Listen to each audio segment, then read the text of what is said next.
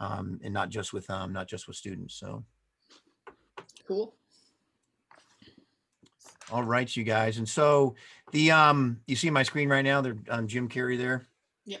He that URL down there, bit.ly/Cooper Mountain Forums, and I'll paste that in the chat too. That's a link to this presentation. But to be honest with you, there's not a whole lot in this presentation because I'm going to very quickly be popping out into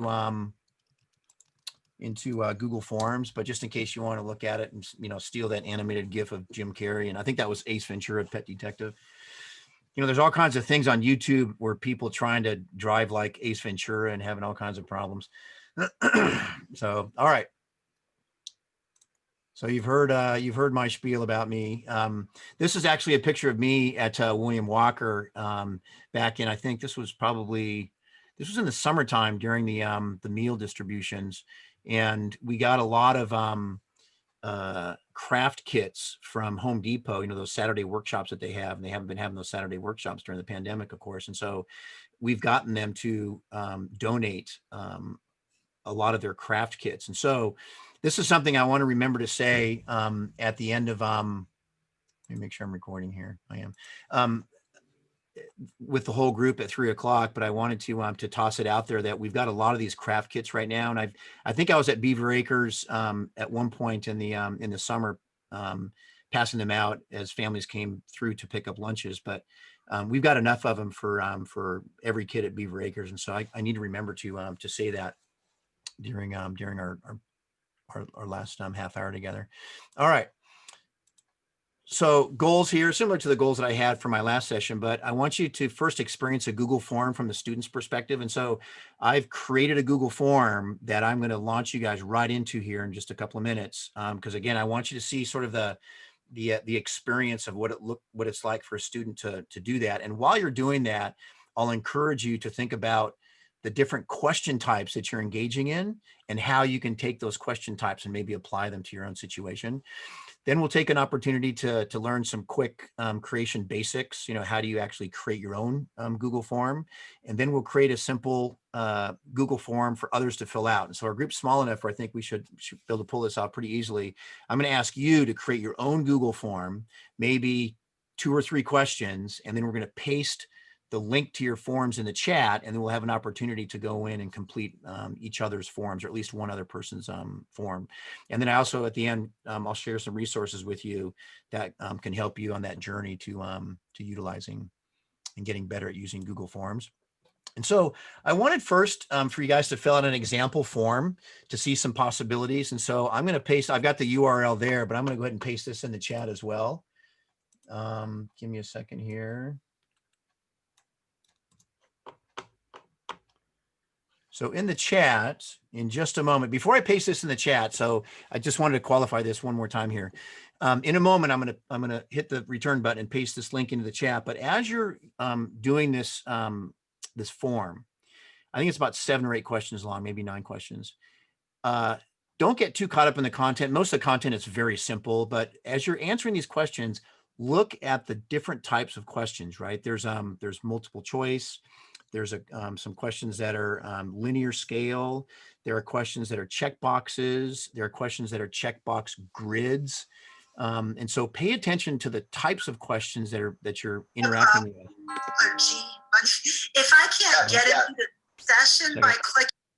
There we go.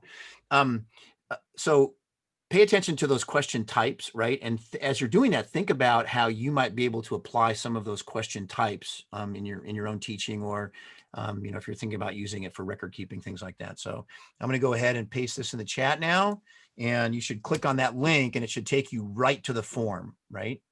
So I'm going to do the same thing and show you on my screen. You're probably there already, but I'm going to go ahead and pull it up on my screen. So I've got the form on my screen as well. You'll notice that there's your name when you get to that first question. If you don't see your name in that list at the very end, there's a choice for you to say, my name is not on the list.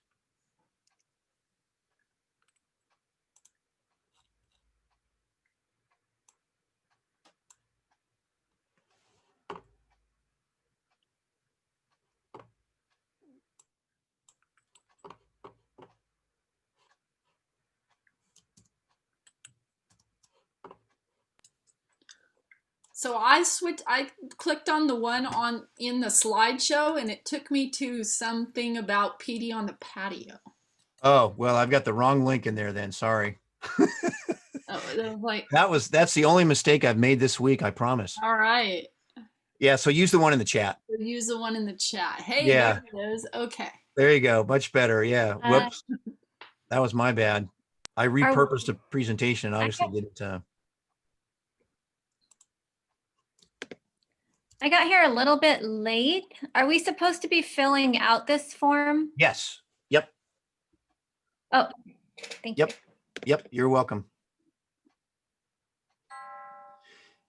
Yeah. So as you fill out that form, just be thinking about, as opposed to getting, caught up in the content, really think about the types of questions. Like there's the pull down list. There's a short video for one question. Short answer, long answer, check boxes, grids. So think about how you might be able to apply some of those pieces to your own teaching in terms of the question types.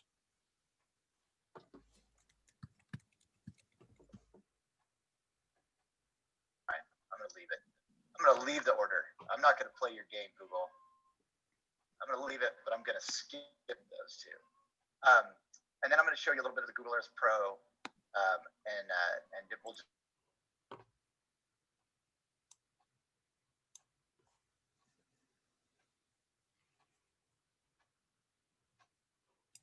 What does it say about me that I only know one of the movies? I'm not much of a movie person at all, but I have some, I used to watch a lot of movies when I was a kid. So that's why I threw in some of those, like the last three in the first one, Kentucky Fried Movie, and then Soylent Green, Towering Inferno, and Breaking Away were three movies that I really liked as a kid. Easter Parade was before my time. So that might be a hint. And again, don't get too caught up in the content. Now, as you guys are doing that, I'm also going to pull up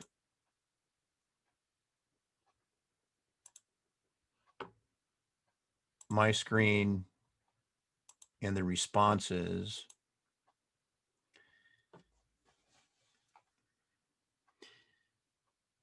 So as the first of you finish and click on the response, you'll see on my shared screen right now, the screen that I'm sharing, you'll see the results begin to populate. We've got one person so far that's finished and has responded. It looks like Colleen has finished and responded.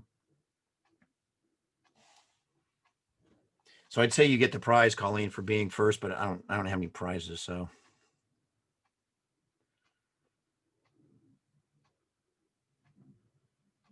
Colleen's either that student that rushes through and just clicks on anything, or she's just so smart. She's quicker than the rest of us. I don't know. A little bit of both, probably. I'm going with 50-50, right?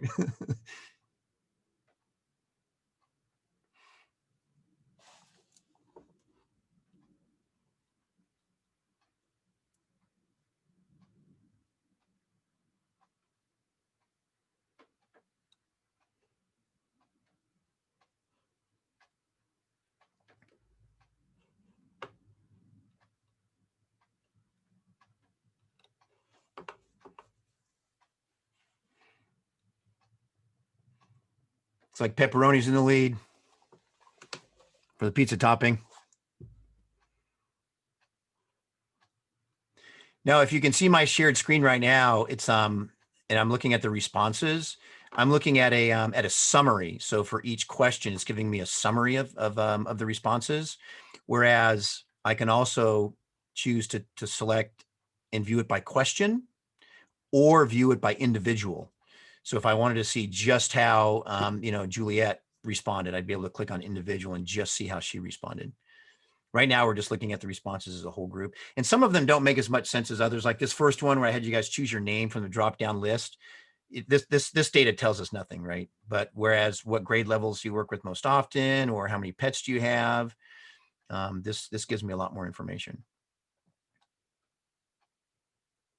And so we've got 7. I think we've only got one more coming in, but So know that after I created this, right? So I'm actually in my authored version, in my editing version of the Google form, and so I can scroll through again and see the responses.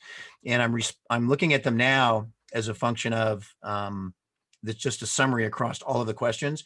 But I can click on question here, and I then can view it by question. And so we're on question number 1. And so I can see this, again, this first one, there's responses aren't that salient because it's just our names, right? But I can click here and go to question number 2. And so this is just another way to view that data, right? For each individual. And then I can click and continue through, right? And so this is, to me, is sort of the least effective way to view the data. I like to look at the summary, and I also like to look at individual. Now, because now I can look at them by person, right? And so this is Colleen's, and then I could go and look at anybody else's here, right? So, so again, the big point here is that as the author of this survey, as the person who sent it out to my audience, I have the ability to view my results in several different ways. Now, if you're sort of a spreadsheet geek, you can also view the responses in Google Sheets. And so if I click here, I can view those responses in Google Sheets. And now I can see in the spreadsheet across all of the data. Now, this can come in pretty handy because I now have the ability in the spreadsheet to sort, right? So I could sort by, students alphabetically. I could sort by the favorite pizza topping. I could sort by, and so it allows me to look at the data in a more focused and directed way. So if you were pushing out a survey to a lot of different people and gathering a lot of data from folks, this can be a pretty powerful environment to view your results in the spreadsheet because you're able to sort and view it in different ways. You've got all that power of the spreadsheet. All right, and so Catherine, I just saw your message here. Let me paste the just so you can take a look at it. You might not want to actually do this right now, Catherine, but there's the message or the link to the form in case Thanks, you Eric. look at it Thank later. you. You're welcome. You're welcome. All right. So that's that piece. Let me go back to my hold on just a second here. Where did I put that? There we go.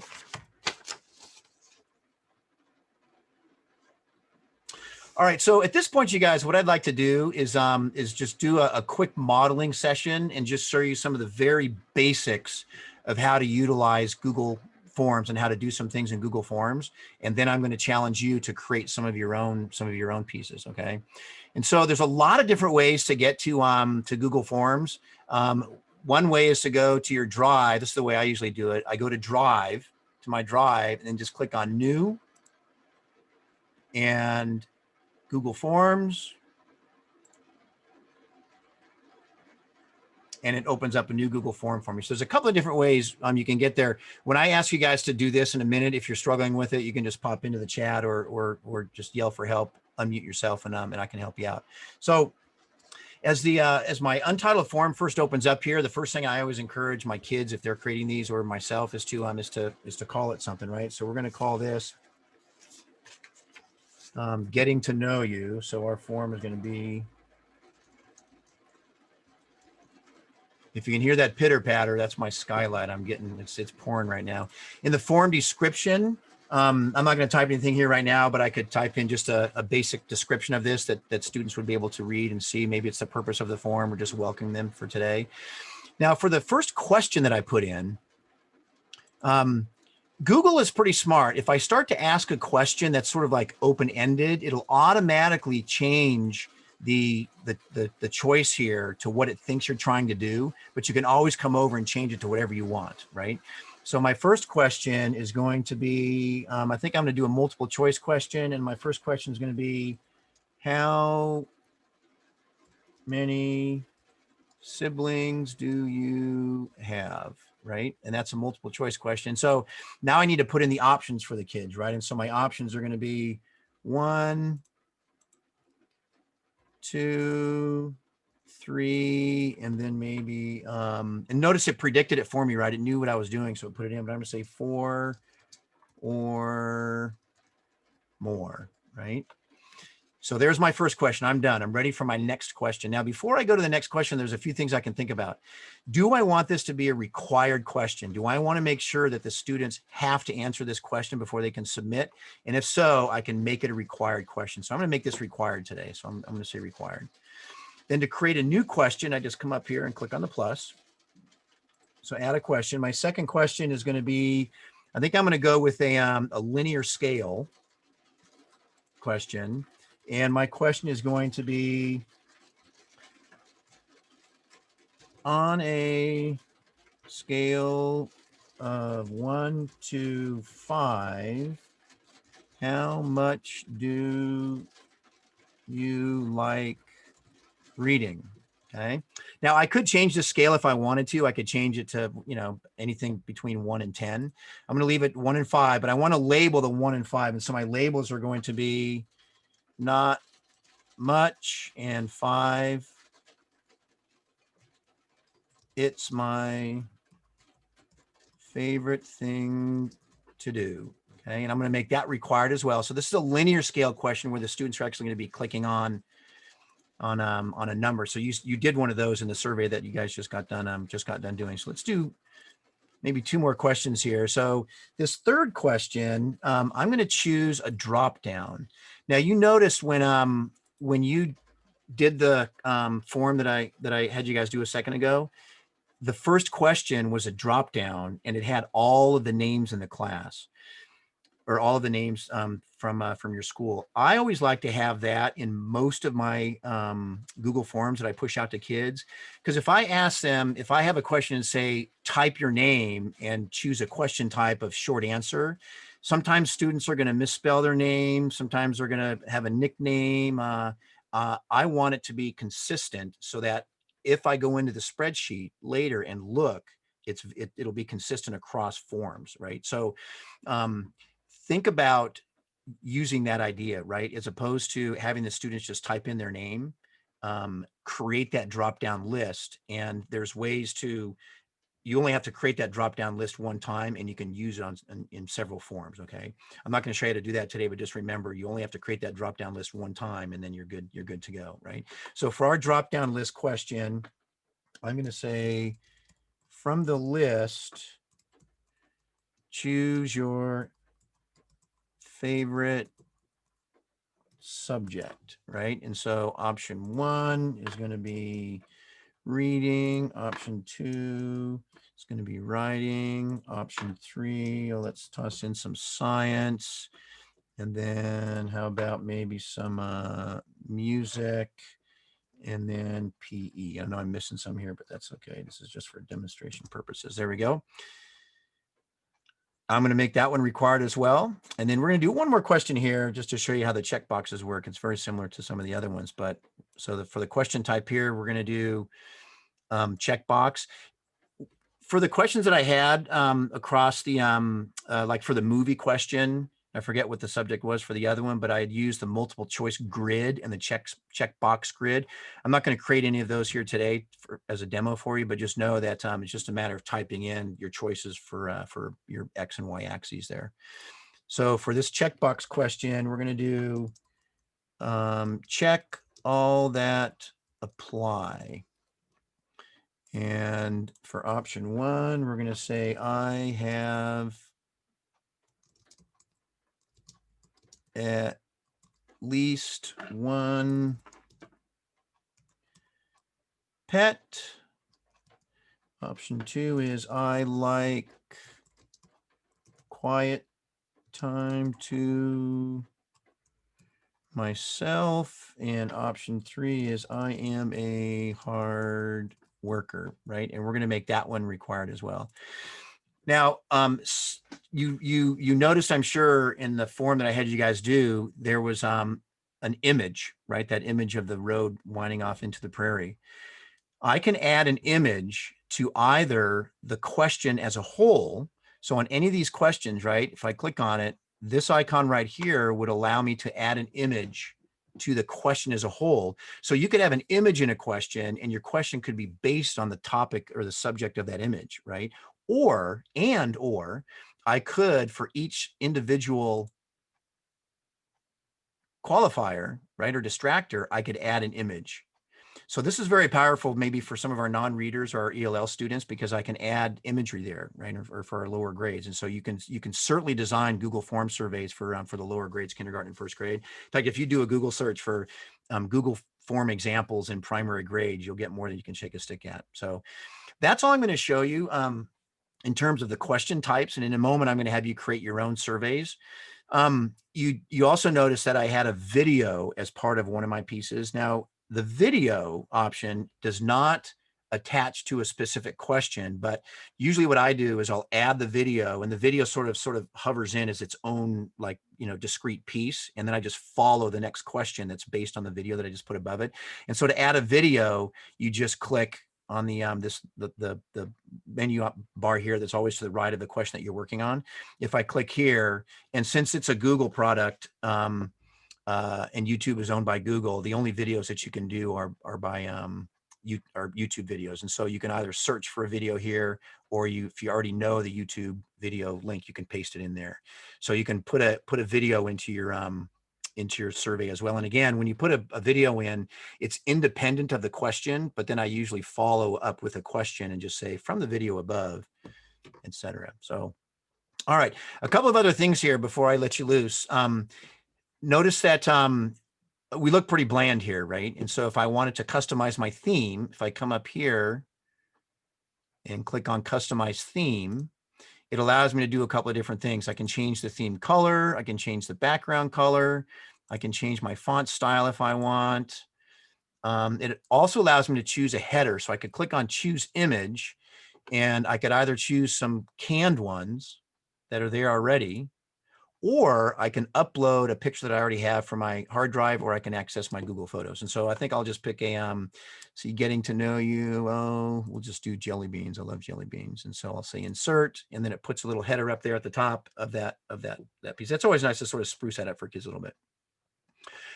So that's the theme options. At any point, if I want to know what it's going to look like for the students, I click on the preview on the little eyeball up here. When I click on the preview, it allows me to see exactly how the kids are going to look at it, right? And it opened up a new tab when I did that. So this is exactly what the kids are going to be. So for example, if you've created a like a checkbox grid or multiple choice grid, and you want to know what that's going to look like, if you click on that little eyeball icon up there, it'll show you what it's going to look like. Okay, so that's right there. Then the last thing I'll show you in this survey, the second last thing, is the settings button. Okay. Now, in the settings button, one of the things you can choose is to collect email addresses. And so based on the student's Google login, it'll collect email addresses. I usually leave that shut off because I know what their email addresses are.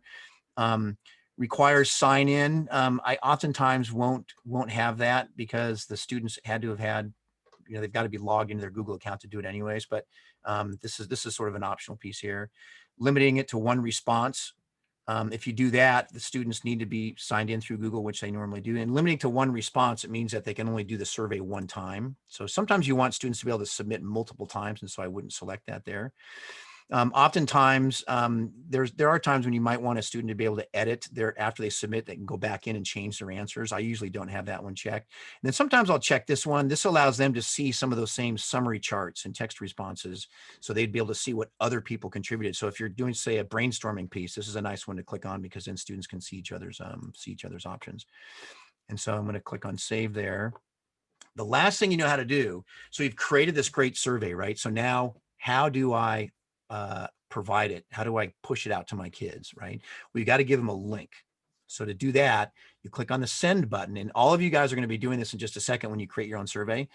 So you click on the send button, and on the send button, generally in Beaverton, in my experience working with teachers and kids, we're not sending them via email unless they're, upper middle school or high school. We're usually providing the students with the link to the survey, either through Seesaw or Canvas. And so if I click on the link icon, it gives me the URL, and all I have to do is click copy.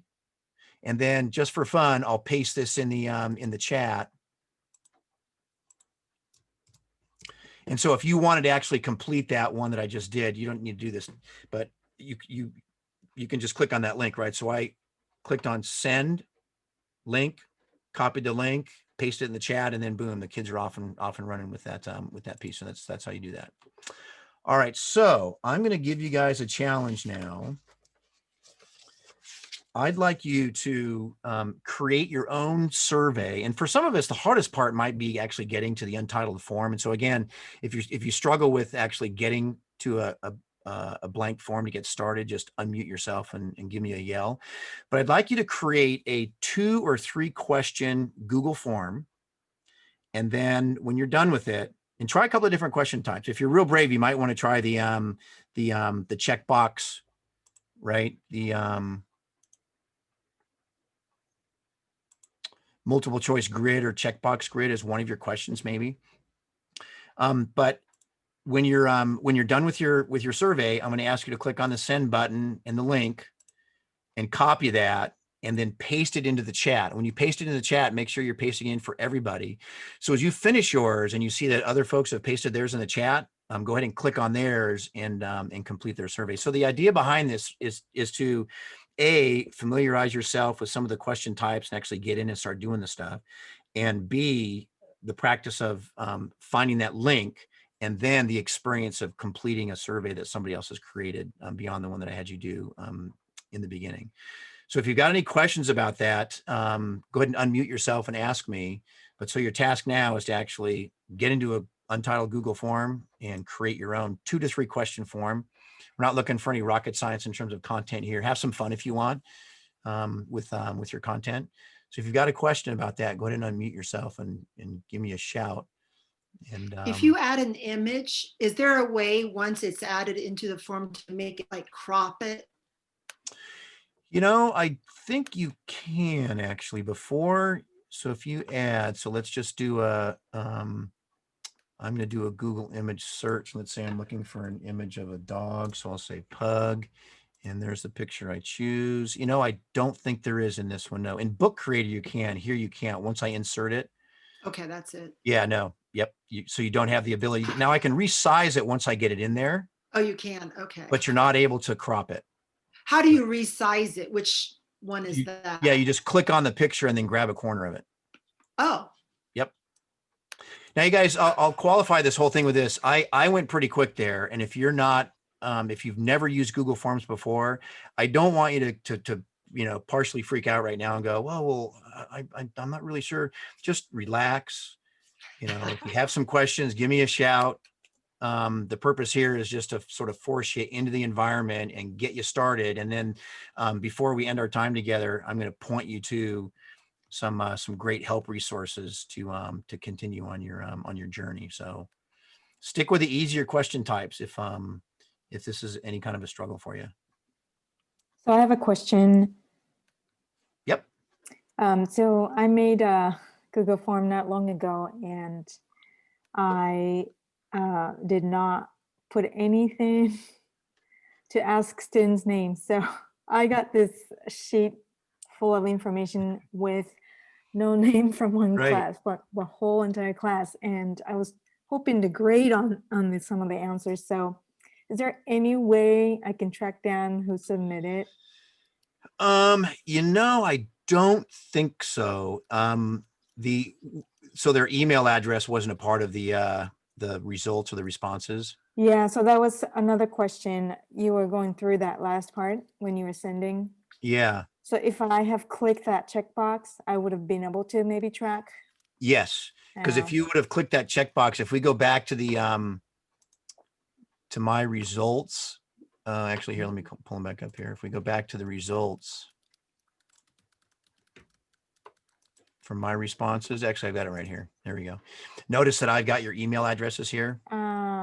Right. And that's because when I did that and I went to settings, I had this checked. Okay. So maybe that's what I need to check just in case. Yes. Yep. It's always good to have that, because then even down the road, if you decide you don't want to use it, you can always just delete this entire row to get it out of there. Right. Yeah. But yeah, it's a good idea, I think, to collect the email addresses. But if you've put in a drop down menu for students to choose their name, there's really no reason to collect their email addresses. One of the reasons why some folks will have that checked, collect email addresses, is because knowing that they're dropping into a spreadsheet later on, I could get real fancy and do like a mail merge email blast to all of the people who responded to the survey. So I that's don't more, understand what do you mean by that. yeah. And so merge? that's something that most of us as teachers are not going to do. Like if I was commercially, let's say I was I had my own business and I'd sent out 1,000, I'd sent out a survey to 1,000 people and I collected all their email addresses. There's a way that I could take all of their email addresses that are in that spreadsheet and merge them with Outlook and be able to send an email to all of those people all at once. Oh, so that reminds me, you said that we don't have time to show how to make that drop down box with students' names because I'm a specialist. Yeah. Is that So allowed to actually, students. yep. So all you have to do is you click the plus, Uh-huh. right? And so here's my new question. So I choose drop down. Yeah. And then I start typing in the options, right? And it looks like it's going to be sort of a multiple choice question here, right? But when I'm done with this, if I then click on the preview to see what it's going to look like, I'll see that question indeed is a drop down, right? So all you have to do is just choose the correct question type. So I clicked on the plus, and once I got my question, I clicked on the choices and I chose drop down. And then I just type in all of my students' names, Okay. down to the 25 or 30. And then when they view it, they're not going to see just a list of names until they click on the drop down. Well, I was wondering, is there any time to show me like using a Google Sheet or something with a list of students instead of typing every single name? Is that You how can do it? actually, if you have, I just found this out yesterday. If you have, so for example, let's say these were kids' names here, right? Right. So I'm copying all of those. So I just hit Command C. I'm going back to that form. And let me delete these here. And if I just paste now, it puts them all in. Whoa. So if you have them in a Google Sheet already, then you can just copy and paste and they all drop in. That's awesome. Thank you. Yeah. I just found that out yesterday. Actually, I didn't know you could do that. I was pleasantly surprised when I did the paste and realized that, oh my gosh, look at that. You can copy and paste. But again, you really only have to create that once. And then there's a pretty easy way to grab questions from other surveys that you've done. And to be honest with you, I forget how to do it, but I know it's pretty easy. So I noticed some of you guys, you're pasting in your forms. And so if you haven't already, click on somebody else's form and complete. Now, as the author of these forms, so for example, I noticed that several of us have pasted our links in already. And so as the author of that form, as people are completing the form, you can then go back to your authored version and click on responses and see what those responses are. So as a participant here, you guys, I'd encourage you to complete more than one example. I'm assuming these forms are going to be pretty quick to complete. And so pop in and complete 2 or 3 of them so that each of us will have some responses that we can look at. And I'll do the same thing right now too. I'll go in and complete some of these as well. Oh, I love it. The mushroom one, right? Is that yours, Catherine? Yes. It is. I love it. These are here for decorative reasons. I love it. Okay, I was trying to get them with the title up above and get them, but I couldn't. Yeah. Well, this is awesome though. I love your question on what is your favorite mushroom, and you included an image with each of the choices. That's awesome. Thank you. And then you Oh, left a spot for other. Oh, right? actually, that was probably a mistake. No, I did that on purpose. There you go. Right. Love it. So that's, how powerful is that, right? When you include an image with that, because I knew, maybe I know my mushroom by its appearance as opposed to by its name. Right. And then I noticed also, Catherine, that I have the ability to submit another response. And so you chose that I'm allowed to do it more than once, which is great. So I'm going to go ahead and reply to yours twice. Oh, wow. I'm going to choose a different mushroom this time. So that comes in handy for like the submit another response. If you've got a, perhaps a checkout. So back in the old days, right, in our physical classrooms, a lot of teachers use Google Forms for to keep a record of when kids leave the classroom, right? Anytime a kid leaves the classroom, they click on, they open up the survey and it says name. So I choose my name, time, and purpose for leaving the classroom, right? And so submit another response. It can be done over and over and over, throughout a day. Again, go ahead and complete more than one of these if you haven't already.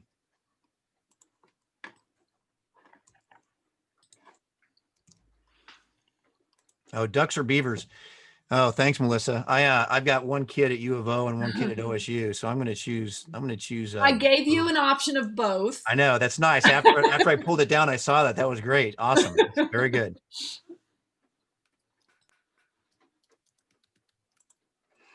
These are some great questions.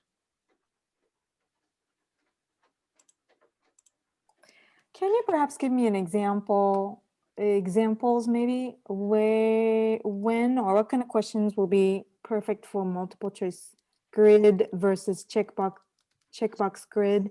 I know you put it in an example, but Yep. Now I know that in a let me go back to my example and questions. So here's the multiple choice grid and here's a checkbox grid, right? I know that in the multiple choice grid, you can only choose, actually here, let me see what this looks like for the participant. There we go. In the multiple choice grid, you can only choose one in the row, right? Whereas in the checkbox grid, clean can be a noun, or no, it can be a verb or an adjective, right? So the checkbox allows me to select more than one. And I think for this one or the other, there's the option of saying allow only one response per row. And I think that's for the checkbox. You can make the one look a bit like the other, but that's a great question. I think there are times when the content that you have would work okay in both of them, but there are then times when the content would be more suited for one than the other. And full disclosure, I haven't used the two of these enough to be able to just, go on a nice long diatribe about which one is better than the other. But I do know that for a situation like this, where I want to give the students the option of choosing more than one checkbox across a row, that the checkbox is a better one to use than the multiple choice. makes sense. Thanks. Yep.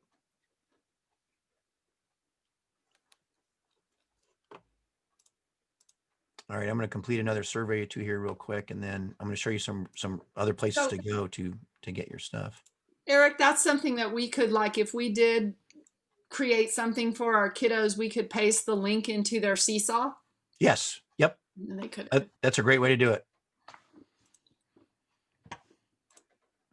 Oh, maybe another question or clarifying question is, so I have already pasted the link on Seesaw and not everybody completed it. And I was wondering if that some kids just couldn't get to it somehow, or there is really no problem of opening it. Is there like a setting where I mistakenly clicked where kids couldn't get to it, or? Yeah, no, as long as it's in the Seesaw, so you send it out to the whole class via Seesaw, then everybody should. So that would have been a matter of just a student either not seeing it or not clicking on it. Yeah. So there is, like if it's a Google Slides or something, you have to make sure the setting is anyone who has a link or something. But with the Google Form, I'm assuming that we don't need to do anything like that. No. Okay. You Just don't. checking. Okay. Yep. And actually that's a good question here. I'm going to look really quick here. So I'm back in my authored form here. And so if I now click on settings, I could require the sign, but that's not, no. So yeah, there's not an option for that. So it should, so that the fact that some of your students didn't respond means that they either didn't see it in Seesaw or they didn't click on it once they got there. Thanks. Yep. So Brian, thanks for all of it, making all of us look like we don't know anything. Did I look at Brian's? Let me look at Brian's. Did I respond to yours, Brian? This is with all those like rock stars and whatnot. There we go. Well, yeah, and even Brian helped last Ah. year. He taught me about Ooh. one of them, but I still didn't do well. I used to be a rocker, but obviously not at the same time that Brian was. It's metal, like death That's the metal or word. I something. just picked the names I recognize. I don't know. Wow, this is good. This is good, Brian. I'm a big metal fan from way back in the day. But I'm sad to say I don't know some of these. I know I saw Black Sabbath. I saw Van Halen open for Black Sabbath on their initial tour. It was Van Halen's like 8th concert in Dayton, Ohio in 1978. That was just my claim to fame. That's great. Click on all the vocalists who shred. Love it.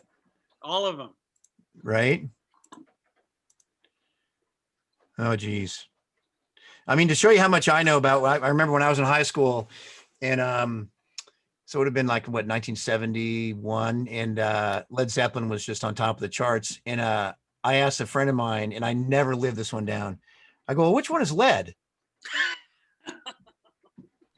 That shows you how clued I was. Yeah.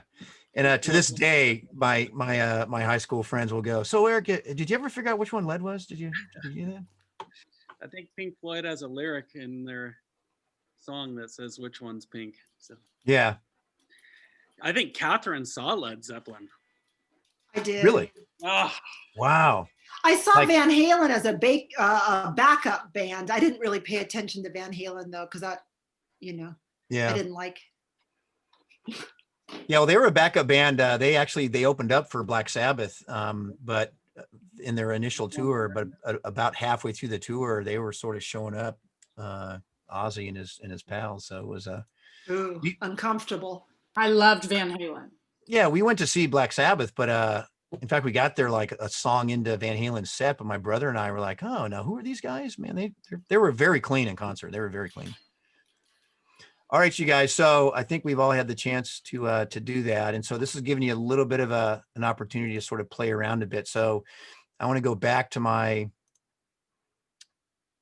slide presentation here. Now, what I didn't do, you guys, is G sort of previewed this really quick, but in the rest of that slide presentation that, and I'll paste it in the chat again one more time here.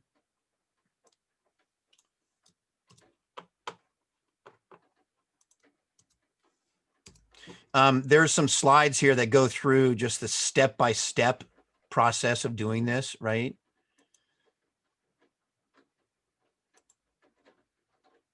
Step by step. And so if you want to come back and reference this, go for it. And then,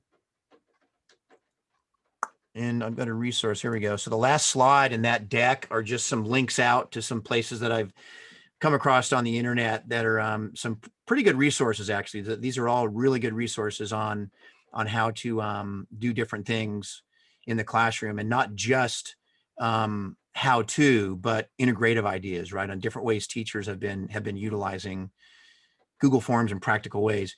Something that I didn't mention at all, and I'll close with this, you guys, something that I didn't mention at all is that when I'm in my editing mode, right, either at the beginning or during the creation of this form, I can change it into a quiz.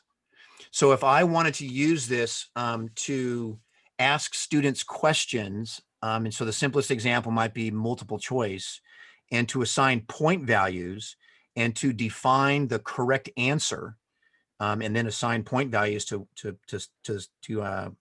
questions that were answered correctly, and it self-grades itself. If I just click on settings, and then we looked at general here, we spent some time on here, but if I click over on quizzes, I can just click here, make this a quiz. And so by making it a quiz, going into each of the individual questions back in the editing environment, I can denote which is the correct answer and how many points to assign to that. And so we don't have enough time to go into that in depth, but one of the resources that I included in the deck is this video right here, how to create a Google Forms quiz. And this is a 4th grade teacher out of I forget where she's from, but she's just, put on your happy face when you watch her, because she's just bubbly and she's very outgoing, you can tell, and she's got some really good videos on all kinds of stuff. But this is a great one. I think it's about 15 minutes long. But if you're interested in creating quizzes in Google Forms, and so a quiz in a Google form is just a Google form that you then put a little bit more on top of, right? Where you've assigned point values and you've denoted which is the correct answer. So creating these quizzes is if you want to have that capability of pushing out questions to your kids and then getting them graded automatically coming back, that's a powerful way to do that. So that there's a few more things in this presentation here, but the only other one that I didn't really touch on at all is the response validation. I've used this on a limited basis, but the response validation is something that you can attach or qualify to some of the question types that restricts the types of answers kids can type in. So for example, if you want the answer, if you want to force the students to have a short text answer, but it has to be a number, you can force their answer to be just a number, right? Or if you're asking for an email address, you can force their answer to be in a standard email address format. So the response validation gives you an opportunity to qualify the students' answers, and the students cannot submit their survey or their form until they've satisfied the criteria that you've defined in your response validation. And I haven't really used that with students before, but I know it's got some powerful applications. So we are at time, you guys. Does anybody have any? You guys have any questions here? Let me put up my favorite Simpsons piece here. You can either unmute yourself or toss something in the chat.